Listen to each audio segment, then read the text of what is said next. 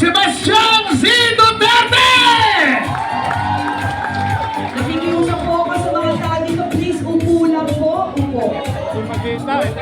Sa ating pinakamamahal na Pangulo at Chairman ng Partido Demokratiko Pilipino, Pangulong Rodrigo Roa Duterte, sa lahat ng mga kasapi ng PDP, mula sa mga opisyal at mga membro sa buong Pilipinas, sa ating mga kapwa Pilipino, isang makasaysayang araw sa ating lahat.